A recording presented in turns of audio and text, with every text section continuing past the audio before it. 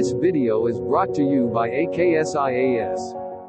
So, Mr. Sharath, you are from Jagityal? Yes. Jagityal district. A bit louder.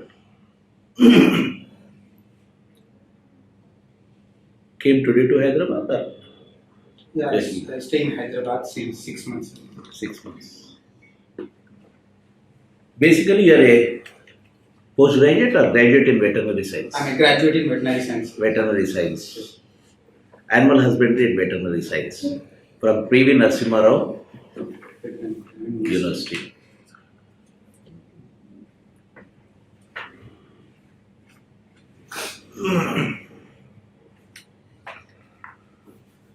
So, tell me something about your background. Your mother is an Anganwadi teacher. Yes, sir. And your father is a agriculturist? Yes, sir. Yeah. He's a farmer. So, a farmer. And tell me how your background has shaped up your understanding about the society. So basically, I come from a tribal background where, because of lack of schools in my tribal area, I was shifted to my grandmother's home for my education purposes, sir. Thereafter, because of my society, diverse society, where there is low tribal population in my grandmother's home, I was fortunate to mingle with many of the people with the different types of society, like other tribal societies like Gomes, Nayak, and mainstream society of different caste backgrounds also. Thereby, after my schooling, I had an opportunity to mix with other strata of people also. Through this experience, through this social experience, thereby I understood the problems of the society, and I always wanted to be a catalyst for the change that I can make because of the social problems that I have seen and that I have experienced. Thereby, I chose to be a civil servant. Thereby, I pursued my dream of civil services. Your schooling is from Jagityal only? Yes, sir. Last 8th and 9th in Jagityal, sir. But pre-primary school and primary school in Dandapalli district of Adilabad. Now presently Mancherial, sir. Mancherial. Yes. That is where you had the interaction with Gonds and other tribes. Yes, sir. Can you tell me what is the difference between Gonds and Lambadas? Both are tribes. Yes, sir. So, what exactly are the differences you find in between these two tribes? Yes, sir. In terms of population, the population of Lambadas is in greater proportion than Gonds, sir. And in terms of mainstream society also, Lambadas are far advantaged. They have better opportunities of education, health. Whereas Gonds, as they reside in most of the forest areas, hilly areas, they lack these opportunities of education, healthcare, and many other social facilities also. This is the two prominent things that I can recall right now, sir. You talked about Pardhan. Sorry, sir. Pardhans. Pardhans, Nayak. Nayak. You did not talk about Pardhan. Pardhan is also another tribe in that area. Have you ever heard about Pardhans? You talked about Nayak, Yes. but not Pardhan. Sir, I had no contact with those people. Gond, Pardhan, Nayak. Pardhans are also part of the tribe, Gond society in tribal areas. So, again coming back to Jagityal. Jagityal has some historically important places. Jagityal history. Do you know anything about Jagityal history? Do you have any important monuments or such things? So regarding monuments, we have a star-shaped fort in Jagityal, which is mostly famous for storage of arms and ammunitions, attacks. It has the star-shaped fort has an advantage of close attacks, where we can cover the larger areas within a shorter time. That is mostly needed in terms when there is a transition from arrows and the type of attack, ambush attack, to where we are transformed to gunpowder type of attacks. Which period? Sir, in 17th century, as far as my knowledge. The fort. Yes, sir. So you mean to say that our weaponry or our warfare transferred from arrows to gunpowder in 17th century? Sir, although it has been earlier, before 17th century, but in terms of Jagityal, the fort has been built in 16th to 17th century, where there is a rule of Nizams. Mughals. They are known as some subsidiaries of Mughals. Because of that knowledge, I think the fort has been built. Sir. Which period you said? The 16th and 17th century. Sir. Nizams. Yes. Sir. Are you sure? Yes, as far as my knowledge, that is what my knowledge is. Nizam or Nizams, their dynasty is known as Asafzahi dynasty. Yes. It came to power in 1720s, 30s. Okay. So it's 18th century. Sorry, sir. I would like to get corrected. Then you said about 16th and 17th century. During that period, it was Qutub Shahis who were ruling Telangana, not Asafzahis. If you say Nizams again, you are mistaken because Nizams are not Qutub Shah, not Qutub Shahis, and Qutub Shahis are not Nizams. Okay. Sorry, sir. I would like to be corrected. Thank you, sir. Not only that, you have Jagityal, some early historic things also. Early to latest. It's a continuous area. Have you heard about Kotalingala? Kotilingala temple. Kotalingala. Yes, sir. What is the importance of that? So regarding religious importance, it's a famous place in terms of Sharath and other festive times. But regarding history, I was less aware about that, sir. That is the first capital of Shatavahanas. Thank you, sir. So, then coming to your veterinary science, what is the condition of animal husbandry in India in general terms? Sir, in terms of economy, veterinary is performing very well in recent 5 to 7 years, sir. It is seen a growth rate of 10% per annum. The annual growth rate is 10%, whereas it is contributing around 33% to agriculture, the primary sector that we are talking about, and it is immensely contributing to the rural economy, where two-thirds of the rural population is dependent on allied sectors, and it is providing employment to nearly 10% of the population also in terms of economy. Sir, in terms of infrastructure, although we are moving forward in veterinary sciences, but there is still infrastructural bottlenecks. Through my personal observation, sir, that is, we have very low hospital penetration in rural areas, low human capital where veterinary doctors are very less, and regarding scaling and upskilling of these veterinary doctors also, that is not happening in regular basis, sir. The main ingredient that is needed for veterinary sciences to explore its potential is cold storage infrastructure, where the governments are focusing on breeding artificial insemination programs, which is generally lacking in veterinary hospitals and dispensaries. And one more thing regarding the diagnostic infrastructure in veterinary sciences, it is very minuscule, sir, where many of the dispensaries, they even lack microscopes, sir. This is in terms of infrastructural bottlenecks, sir. That is what I can remember. When we talk about the health of the human beings, we are still lagging behind in human health care. So do you think it will be much better in terms of animal health care? If in a country, human health care is also a field which has to be which should get some boost. Animal health is also the same thing. So do you think this is the general understanding of about society or governments about healthcare? Sorry, sir, I did not get your question. Can you please repeat? Can you think that human healthcare is one of the serious problems in this country? Yes. Then we are talking about animal health, where human healthcare itself is a problem. Can you expect animal healthcare to get priority? Sir, in a diverse country like India with most of the population, we cannot focus just only on one segment of healthcare, where we have to focus both on human healthcare and animal healthcare. And nowadays we are talking about One Health concept, where we should emphasize on sustainable health of both animate and inanimate objects. Those animate objects also include human health and animal health, sir. Because of we are mostly aware about that there are some apprehensions that COVID has some animal origins also, like Nipah virus, Ebola, and many of the bird flu-like conditions also, which are of animal origin. So when we cannot stop the zoonotic diseases at the animals themselves, there is a greater chance that may affect the humans also. That is what we have gone through in last 2 years because of COVID. So in that terms, both human health and animal health should go in hand in glove, if I can say it properly. That is what One Health concept emphasizes about. So in that sense, in infrastructure also, in policy also, in terms of behavior also, there should be a coordination between animal health and human health. Do we have that enough infrastructure to develop this? I'm just now focusing. You have talked about a general thing about animal health care before. I'm talking about infrastructural problem. Number of professionals deployed in this field. Why? What is the problem?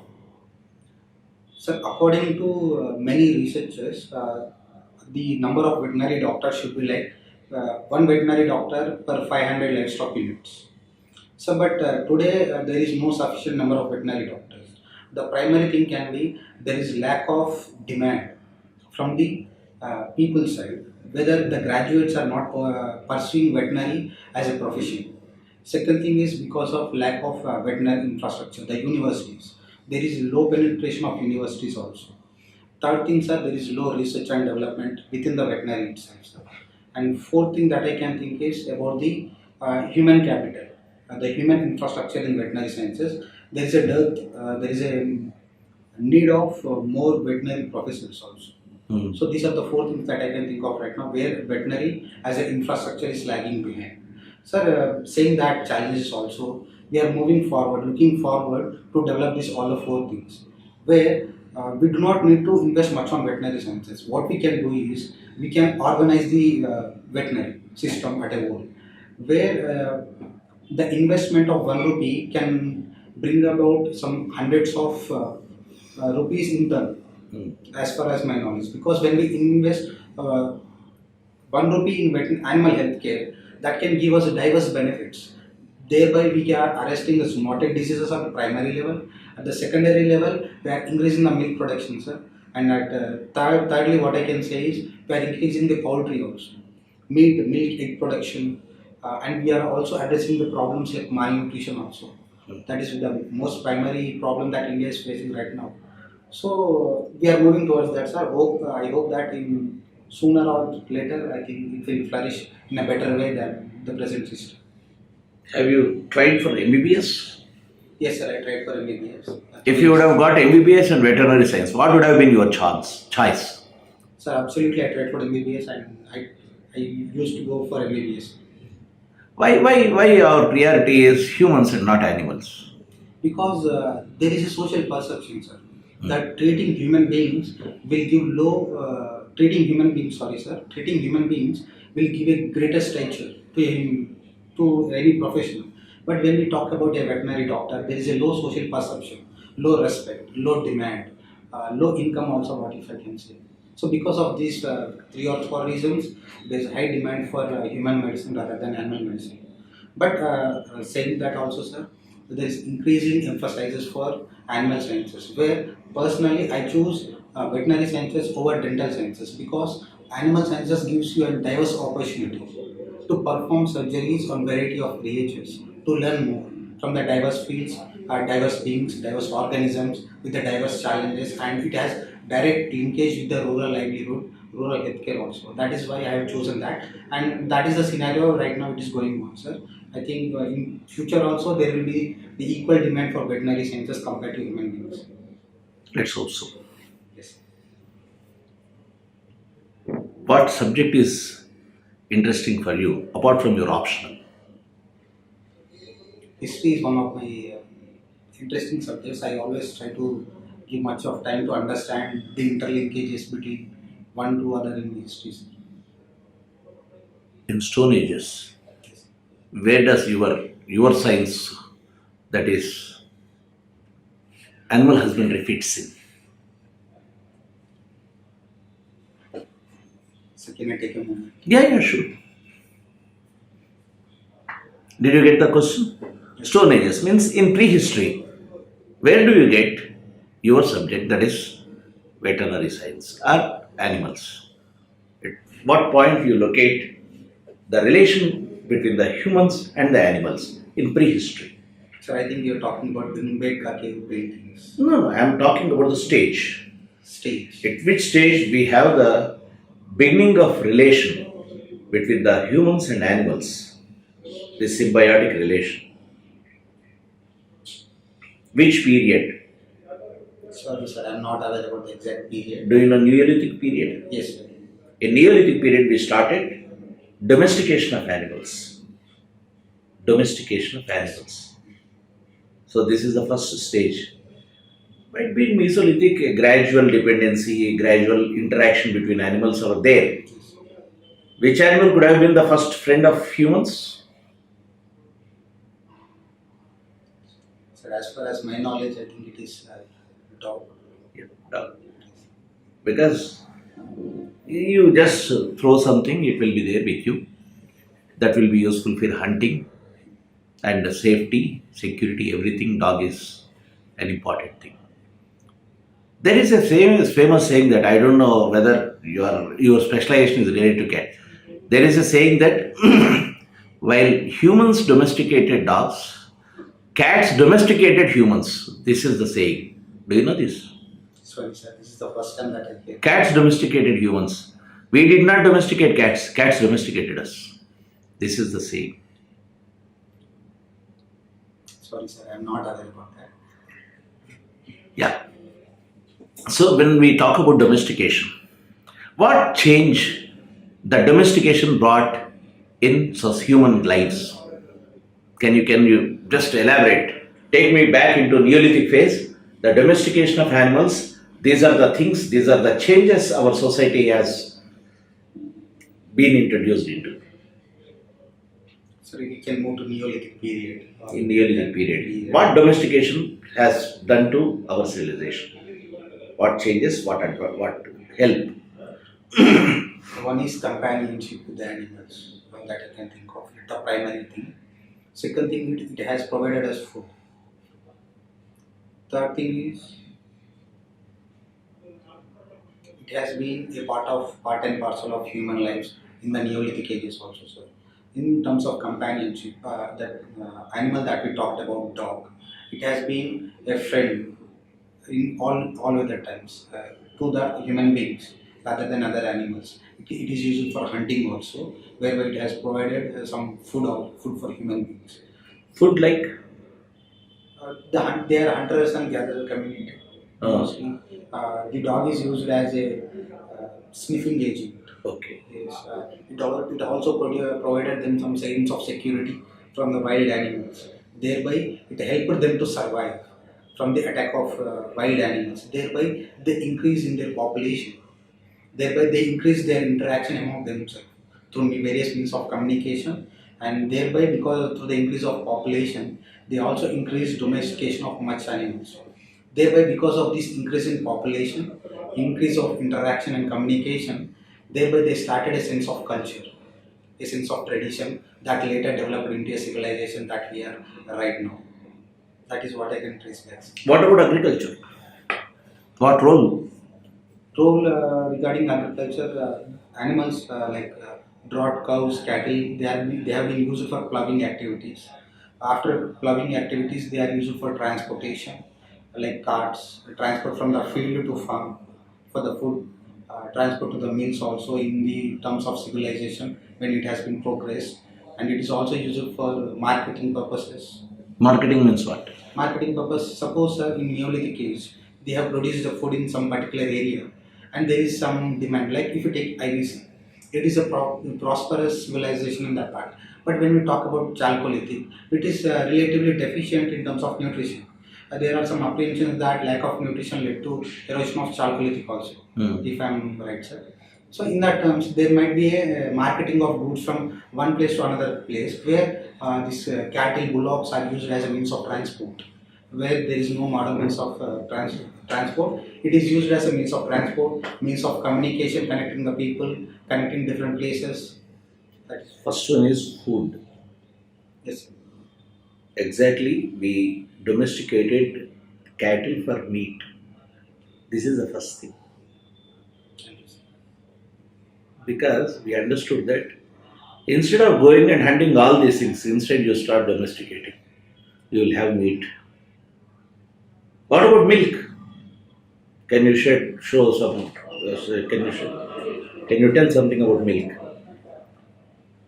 So there are some evidences that IVC period also had milk-like milk-like product in their diet through recent excavations that there are some traces of milk, traces of curd in potteries that has been excavated from the sites of IVC. Which site? Sorry, sir, I'm not aware exactly. Recent excavations of IVC, can you tell me any site?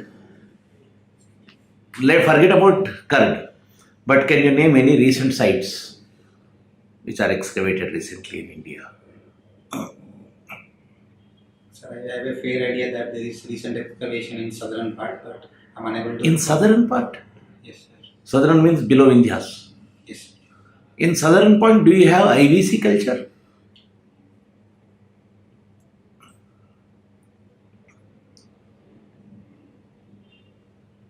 At the time, parallel times of IVC, if I'm not wrong, sir. Sorry, sir, I will like to get updated. Yeah. If it is parallel times also, IVC is an urban civilization. And in South India, during that period, you don't have any urban civilization. No clues about urban civilization. We were in megalithic period. Okay. That too latter part of IVC period. Yet to find. If we find, it will be completely a turning of history. But my question was about the milk. In social context, basically, we never used cattle for milk purpose. Because our tribal cultures, even today, we have the understanding that if you milk the cattle, what will their progeny feed upon? They don't milk the cattle. They leave it like that. We used it for food, for meat purposes. See, when we talk about animal husbandry of Neolithic phase, one is domestication for meat, second is agricultural things and allied things like beasts of burden and all those things. That is the thing. Okay? The answer should be, because you are into agriculture, animal husbandry, we should have a fair knowledge about the history of animal husbandry. Yes. Thank you, sir. Yeah. How different is fisheries? Why we study fisheries as a different subject than animal husbandry? MSc fisheries. It could have been part of animal husbandry also. Sir, in terms of fisheries, we also have one semester for fisheries also. As a sector of allied sector, in terms of veterinary and fisheries as allied sector. But a separate branch of fisheries is needed because of the anatomy, the physiology, the lifespan of fisheries is completely different when compared to animal sciences.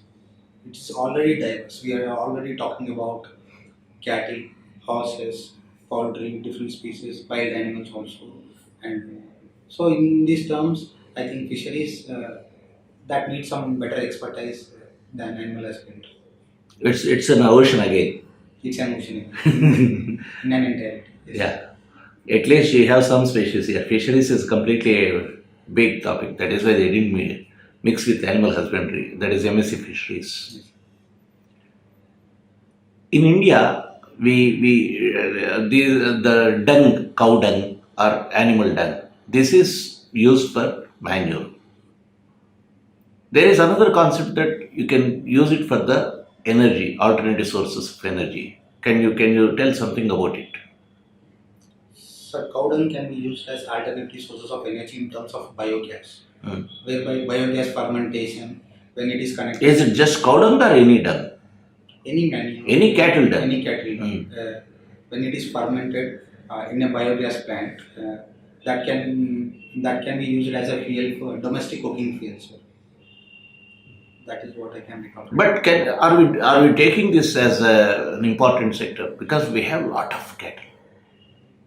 What is the rank of India when it comes to the cattle population? India is in first rank in terms of cattle population. But we are not using manure or this dung as the source of energy, Yes. biomass. Why? It is used as a source of fertilizer, sir, rather than biomass, because of lack of awareness at the grassroots level, loss of expertise to build it, about its functioning and how to maneuver it. The biogas plant also. I think lack of infrastructure in these terms also can be one of the reasons, because applying dung as a manure is an easy job than constructing a manure plant at the rural level. So there should be some initiative, some incentivization to use dung as a domestic cooking fuel. Hmm.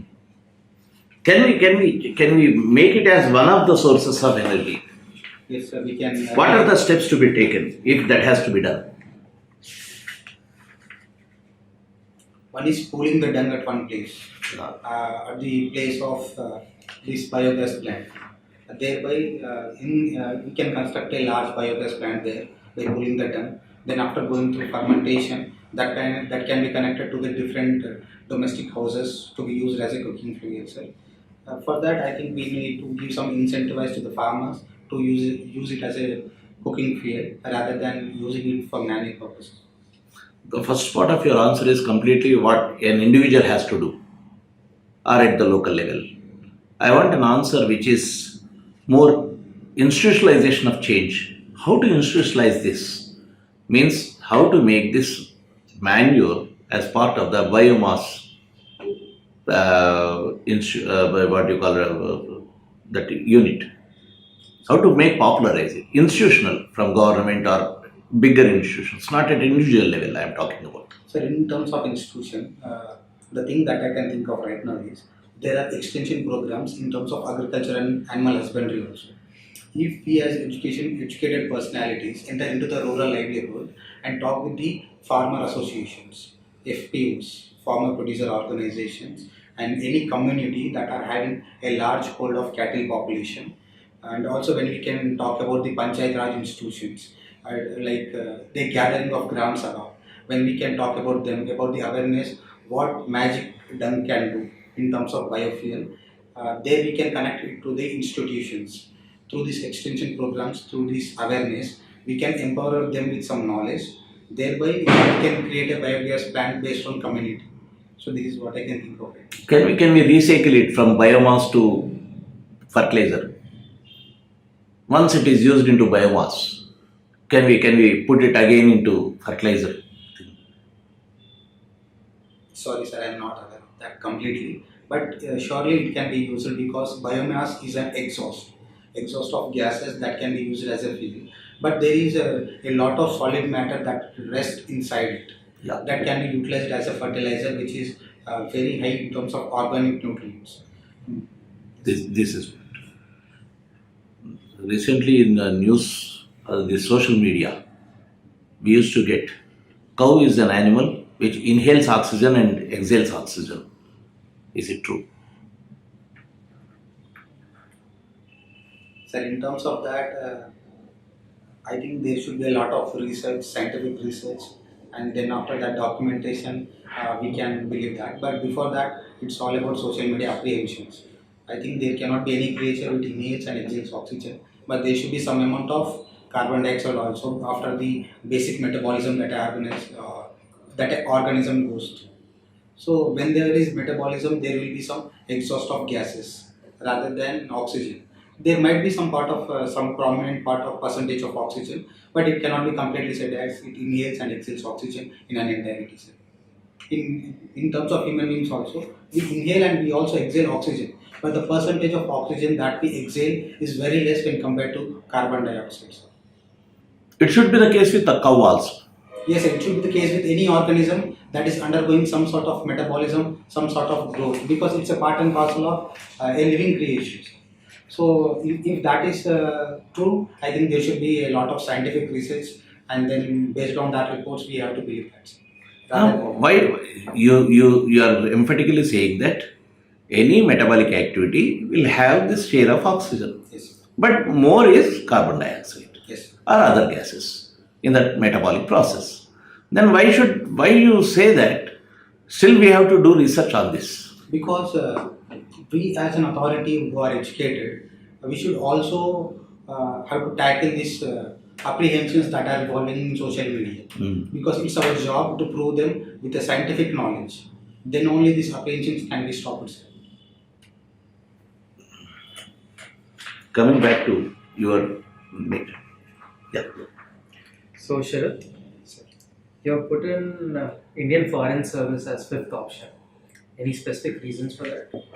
So first reason is I like to serve my country by residing in the country, sir. by interacting with the domestic people. And second thing is, I personally feel that I may not be the right person because there are very good candidates who can serve better in IFS rather than me, based on my capacity and capabilities and my personal understanding. Because I have a very low knowledge about diplomatic relations, that is where I have lagged behind. To be honest, that is the second reason, that thereby I put IFS in fifth position. You have mentioned about contact with the people Yes. and staying amongst people. You have mentioned IRS, IT, and customs as 3 and 4 option. So there also you do not have contact with the people, right? Yes, sir. We have opted for civil services. If I get an opportunity, I will serve everywhere. But that is one of my primary choices because we have to put some choices. That is what I choose. So have you heard about this term called cultural aggression? Cultural? Aggression. No, sir. This is the first time that I am hearing it. Can you give a guess on that? Sir, can I take a moment? Yeah.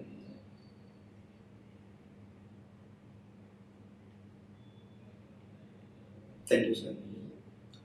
In terms of cultural aggression, if I can decode it, it is the aggressive behavior of people who are following one culture. They are trying to impose the same one, some other part of the community. Some majority community trying to impose their cultural values on minority community or vice versa, sir.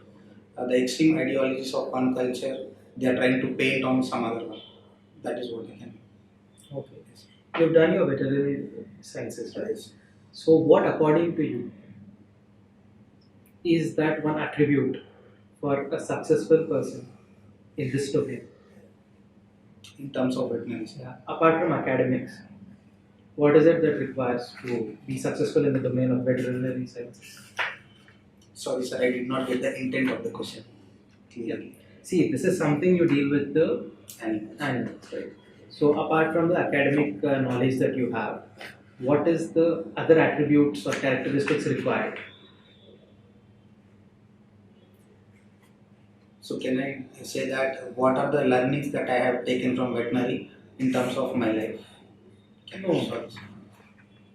To be successful in this field, this domain, because this domain is different from other domains, right, of knowledge and study. What characters you should have? So one What is the bent of mind? Let us keep it simple. Yes.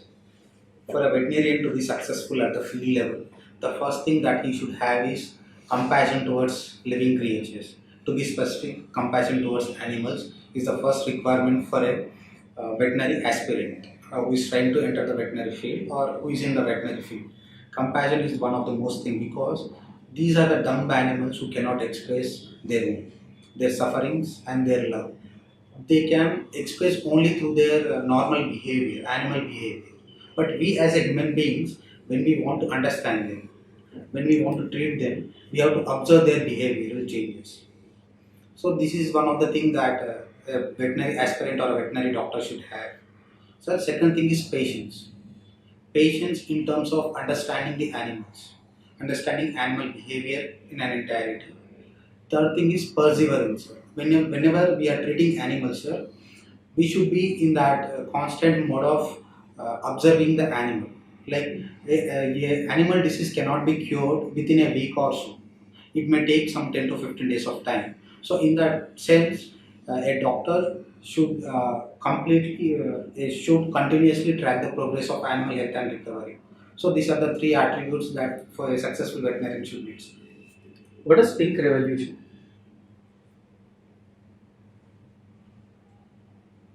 So can I take a guess? Yes, please. Sir, I think it is about shrimp cultivation. Can you explain something about that? Sorry, sir, I'm unable to recall. Okay. What is globalization?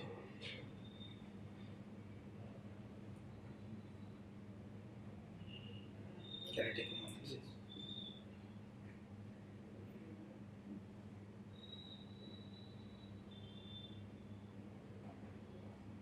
Globalization is a concept where the boundaries of the nations are fading or they are becoming less relevant in terms of communication, in terms of trade, in terms of economy, in terms of political policies also, sir. like democracy. We are taking democracy. We are inspired by the Western democracies. We are doing trade with many of the countries. We are communicating with many of the citizens who are in all around the world. So, in a crude sense, globalization is fading away of the boundaries. Is it relevant in the present context? The phenomena of globalization, according to you?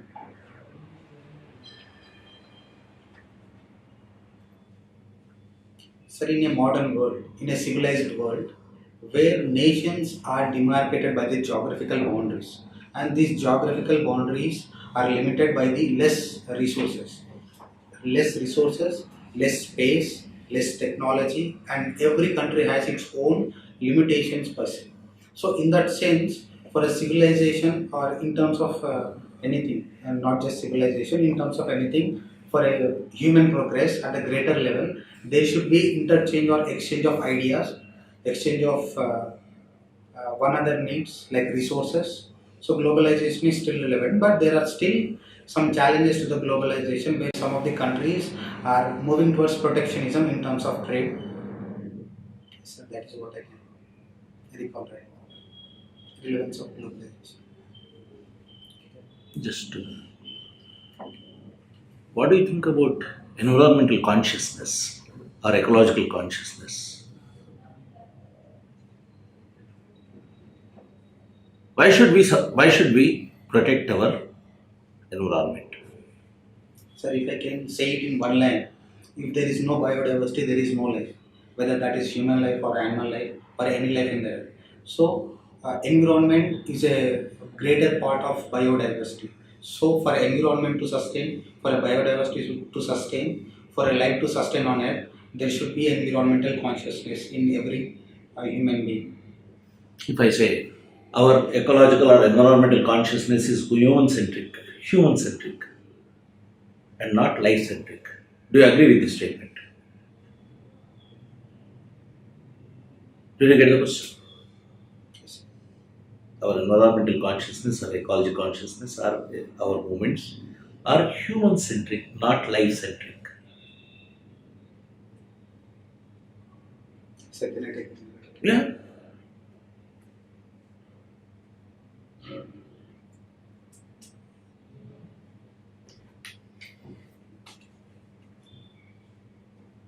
yes, sir, to a certain extent, we can say that our environmental consciousness is human centered because we are excessively exploiting the natural resources. So, in that sense, it can be said as we are human centric, but it cannot be said in an entirety because we are conscious about inanimate objects also. We are talking about One Health program as we discussed earlier. We are also focusing on mm, animal health also, sir. Like we are trying to create buffer zones, eco bridges, whereby we are restricting the movement of animals, whereby we are restricting the zoonotic diseases also. So it cannot be said in entirety, but there has been a progressive transformation from a human-centric ecological consciousness to life-centric ecological consciousness, and we are moving towards that for a sustainable world. You heard about this RTI Act. Do you think it is relevant?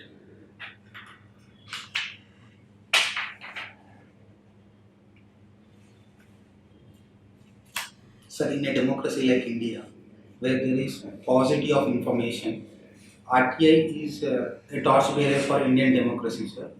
There are still some lacunas in RTI where the information seeker is less aware about that, and the information provider also there are some challenges, infrastructural challenges in terms of human infrastructure also, but it still holds its relevance, and we are moving towards sorting out those problems also. What could be the possible solution? Proactive disclosure of information rather The Act than. itself mentions that. Yes, sir, it is mentioned in the Act, but it is not practiced in its true sense. So, proactive disclosure of information can be one of the prominent solutions in terms of RTI. And we also have to educate the information seeker how to take the information, and we also have to simplify the process of applying for the information because nowadays many people are not aware even though people those who are aware, the time that is taking, the time, the energy, the requirements that are very huge, that are not at the doorstep of the information seeker. It is a very long process. That is what I observe. So in that sense, we can make the process very simple, whereby everyone can access that. Through that accessing of infrastructure, the RTA can be democratized, whereby we can encourage people, we can educate them very easily to seek the information. What, according to you, are three major problems of India? Three major problems that are plaguing India as a nation. As a nation.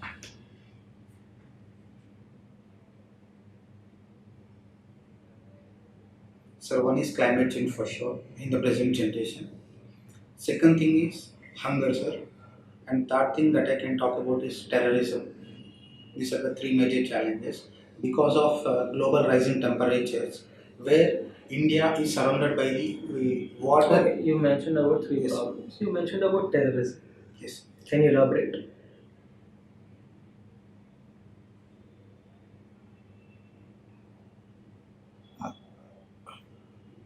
So in terms of terrorism, we always have a external security threat because of non-state actors who are trying to destabilize India. That's it. So, What do you mean by terrorism? Have you heard about extremism? Yes. What is the difference between extremism and terrorism? Extremism is an ideology that restricts in itself, whereby it wants to show that extreme behavior. But terrorism, extremism that is put into action is terrorism. But extremism in ideology or thoughts is extremism. So Maoists, are they extremists or terrorists? You have given 2-3 statements. Put your analysis into these statements and tell me Maoists whether they are extremists or terrorists. They are known as extremists because of their extreme ideology of overthrowing the government and establishing their own rules. And also in terms of terrorism, terrorism can also be said as it's an ideology in action, extreme action that is done mostly by the non-state actors. But Maoists are non-state actors. Then are they terrorists or extremists? sorry sir, with my limited knowledge, I may not justify with my answer. They are extremists. That is known as left-wing extremism, not terrorism. Okay. In Indian administrative parlance also, that is known as left-wing extremism and not terrorism. Terrorism is, we have some other activities categorized into different set of things. That is terrorism. Okay. Thank you, sir. You are interested in Telangana vegetarian cuisine, hobbies, cooking. Why vegetarian? Because I am a vegetarian. So being why you adopted to vegetarianism? Sir, I adopted to vegetarianism after my profession, whereby there is a conflict of interest. Because I am the one who is saving the animal, and we are with utmost compassion towards animals, and I cannot take the same animal as my source of food. Thereby, I transformed into vegetarian because of my professional ethical things. You are the head of broiler production entrepreneurial program under Earn While Learn program. This broiler production is part of the Production of broilers for consumption and marketing purposes. broiler chicken or egg? Chicken, sir. Chicken. Is it not conflict of interest? You are saving at the same time you are producing the meat for the market. Yes, sir. Sir, in terms of broiler production, it is done in my third year of graduation. But after broiler production, I realized that this is not the thing that I have to do. Then after I transformed into a vegetarian in true sense. But there is a conflict of interest, but I have to manage between my profession and my personal things. Thereby, I transformed into vegetarianism. That is true. Your personal choice is vegetarianism. Yes, sir. Are you going and treating the birds in the poultry? Sir, it's a part and parcel of my curriculum, where we have also treated the birds. Not curriculum, I am talking about your profession in future or presently. Sir, it is a conscious choice that I have taken not to take the food from animal sources by harming the animal, but I consume the produce of the animals like egg and milk because they are the products of animal. Thereby, I also realized that violence, any food from violence is not good for me. That is through my conscious choice, sir. Very good. Thank you. Do you have any religions which is in consonance with what you are talking about? So I can think about two religions. One is Buddhism, and second one is Jainism. Those who talk about stopping animal-related foods, not harming the animals for the purpose of foods. Do Buddhists do you think that Buddhists are vegetarians? Even monks? Sorry, sir, I'm not exactly aware that, but I'm aware that only some sects of Buddhism also tries to consume meat for their food purposes in their diverse food basket. But majority of the Buddhist sect they practice vegetarian foods. Was Buddha a vegetarian?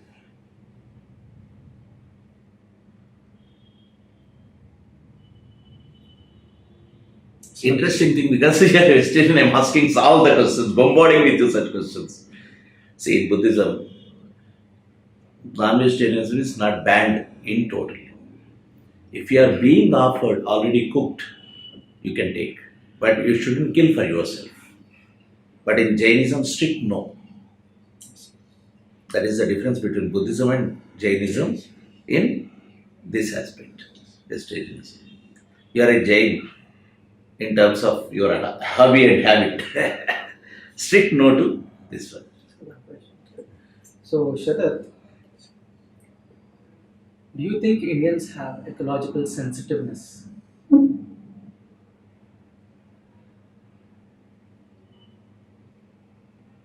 Yes, sir, there are many communities who are in harmony with environment, like Malgari communities who are in harmony with protecting tiger population.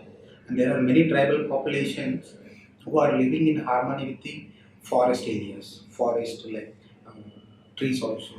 There are some communities who pray trees as their gods also. So to a larger extent, there is a sense of ecological sensitivity. What is ecology to you? What does the term ecology mean?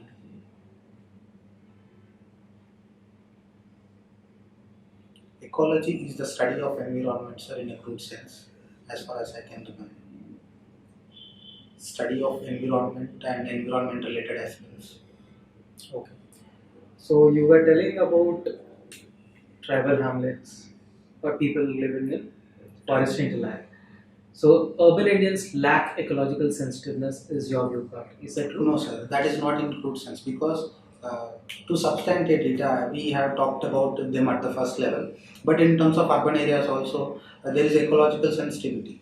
It cannot be completely said as they lack that sensitivity towards nature. There are so many urban areas, many urban people who are growing trees in their indoor areas also. We have urban plantations, urban parks also. So, urban areas growing trees they could do for a commercial endeavor as well, right? So, does that satiate the ecological sensitivity? So if you can go to the park at the early mornings, many people who come to jog and many people who come to watch the trees also, watch the diverse nature of birds also. So in these terms, it can be said that they are also ecologically sensitive towards the nature, not just based on the commercial interest. Okay. You have heard about the organization called PETA, PETA. What is it? People for Ethical Treatment of Animals, it's an NGO that is working for animal welfare.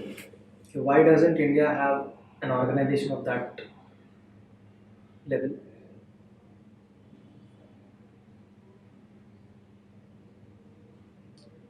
Sir, as far as my knowledge, there is also a branch of PETA in India.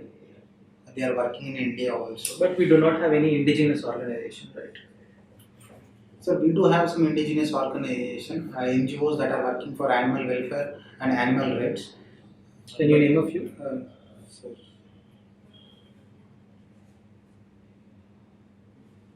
sorry sir, I am unable to recall the exact name of NGOs, but there are plenty of NGOs who are working towards animal welfare without coming into limelight, sir. Over to sir. They are in limelight.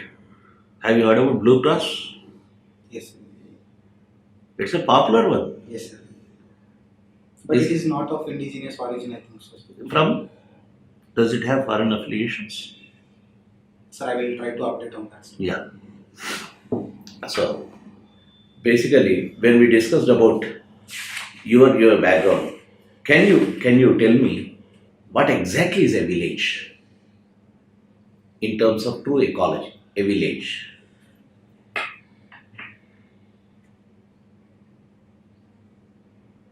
Sir, can I take your mind? Yeah. Thank you, sir.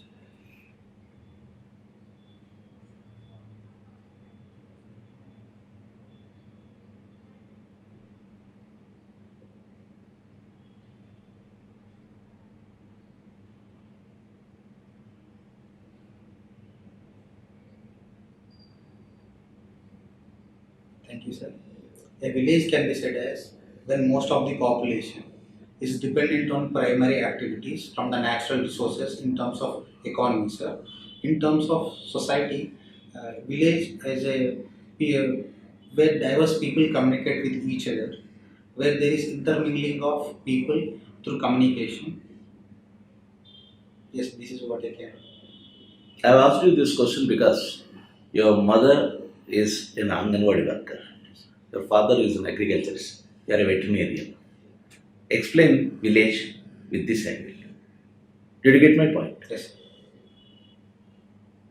Sir, as we discussed earlier also, village is something where most of the economy is dependent on primary resources, primary activities that are mostly dependent on nature.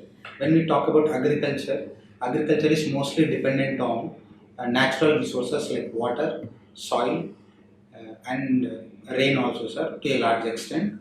And in terms of explaining it in veterinary terms, these animals are the part and parcel of nature, which is a gift given to human beings to the nature.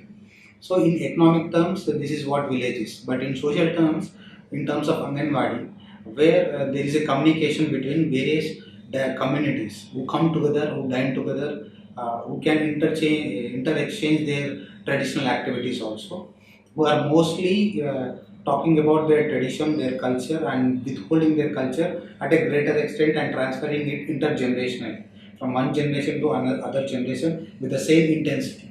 This is what a village can be. Did you change your answer from the first answer to second answer? There is any perceptual change? Yes, sir, there is a personal perception change. Is it useful? Yes, sir. When I asked about first question and second when I asked about your mother is an Anganwadi worker, your father is an agriculturist, and you are a veterinarian. Yes, sir. These all three. My family background completely reflects the rural nature of the society. That is what. Here, when you answered the question, now you have entered into a field where you are interacting with the life forms in the village also. In the first time, when you answered for the first time, you never talked about the life forms. Am I right? Yes, sir. Is there a change in the perception with this? Yes, sir. Definitely there is a change. What is the nearest tiger reserve? So, At your Kabal native Tiger place. Reserve in Kabal. Adilabad. Have you gone to that place? Yes, sir. I have passed through that on my way to Adilabad. Is it Adilabad?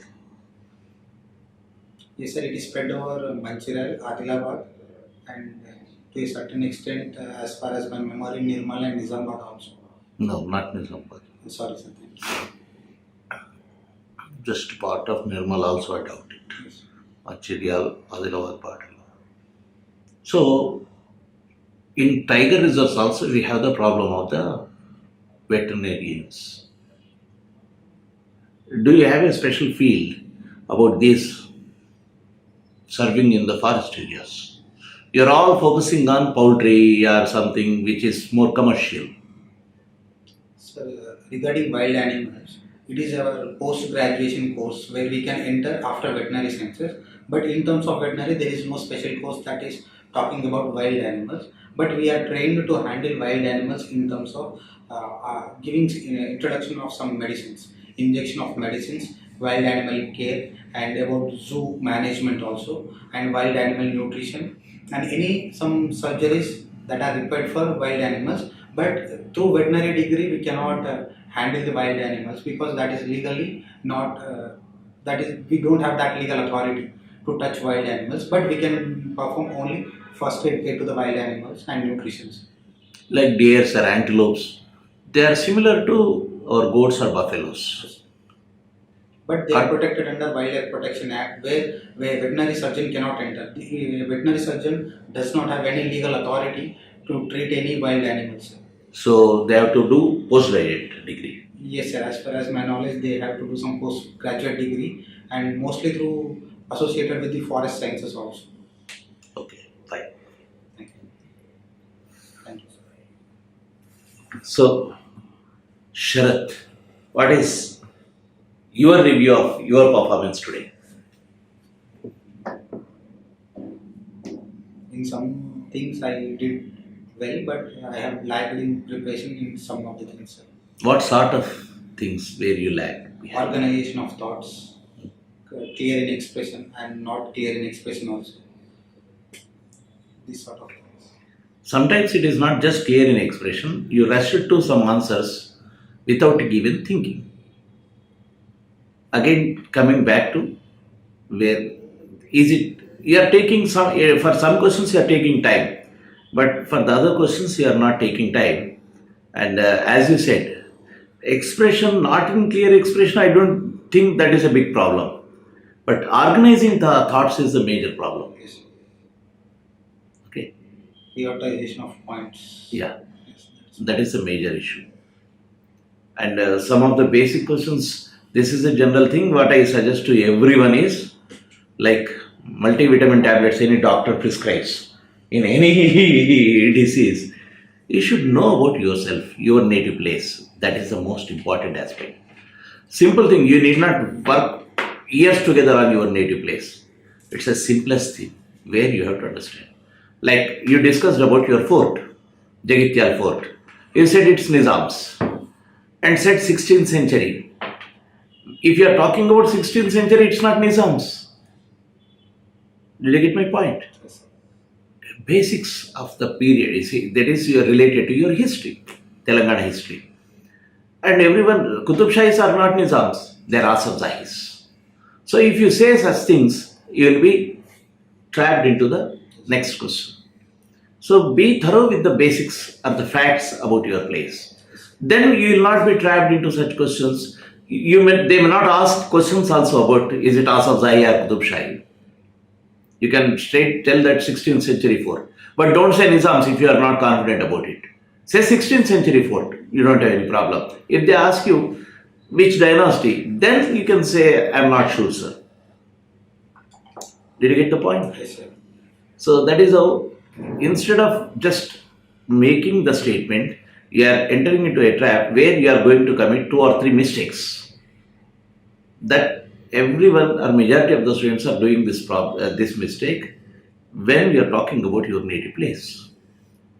Kotalingala or Kotilingala in your history, that is the most important aspect. Shatavahana's first fort, first capital, and you don't know that it's a Shiva Kshetra and Shivaratri festival is there. But Kotalingala for Shatavahana history, it's a very important. It's a very important aspect. That is the first capital of Shatavahanas. It is now popular. If any Maharashtrian comes or Karnataka people come into the board also, they'll ask if they know about Shatavahanas. So that is a simple and major aspect about your district. Okay. Such things are important. When is your interview? May 6th. May 6th, you have time.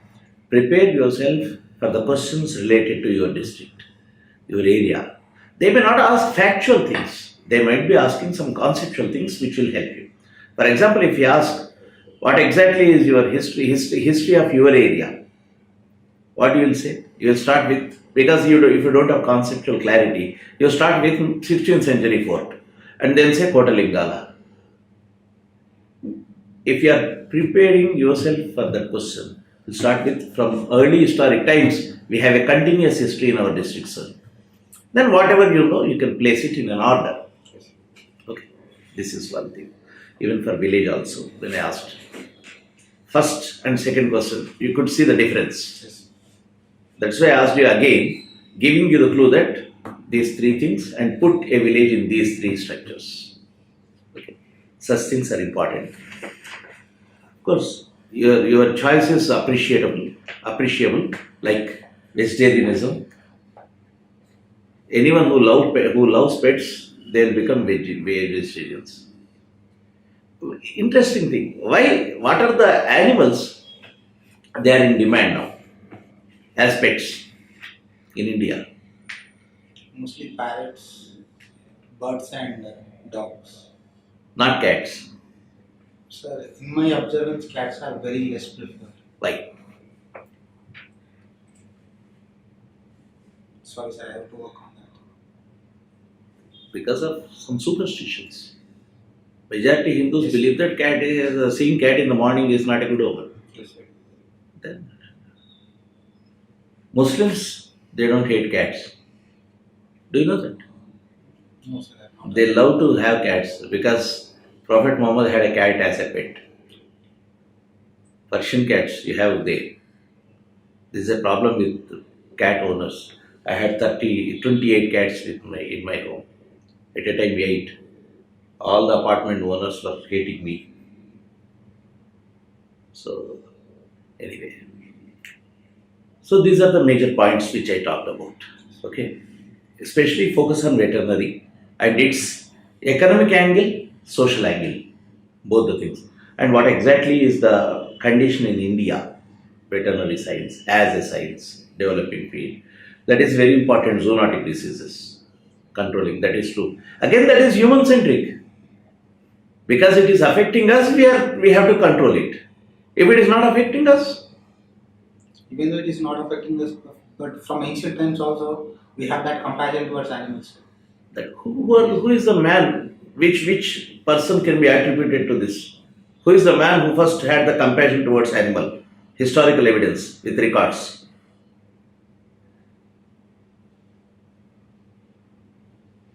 Did you see what you did? You provoked me to ask a question. Even in ancient times, there is a compassion. Then I ask you a question. Any evidence? Any person who gave instructions to save animals? Sorry, sir, I'm not aware. Ashoka. Yes, Ashoka has Dhamma. Ashoka has given edicts, rock edicts speak of animals. Compassion towards animals. Yes. Banned Sorry. non-vegetarianism in the royal kitchen twice in a week. This is the evidence. You studied in NCERT first, Yes, sir. related to yours. Did you get my point? See, Yes, sir. when I said, you just said in ancient times also we had compassion. Then the question is, tell me the evidence. Yes, sir, I got it. Yeah? So, you should be enough alert not to invite a question where you can't answer. At the same time, don't fear that, oh, you should be guarded completely. And again, you will fall into another trap. Need not. Be cool, be confident, but try to have some forethought within a second, splash second. Yes, if I am saying this, the next question can be that. Then you will prepare yourself for that. For that, you should prepare basing of your DAF as the center point and multiple ways you explore your questions now. We have May 4th, May 8th, 6th, May 6th. You have enough days, enough time. Okay.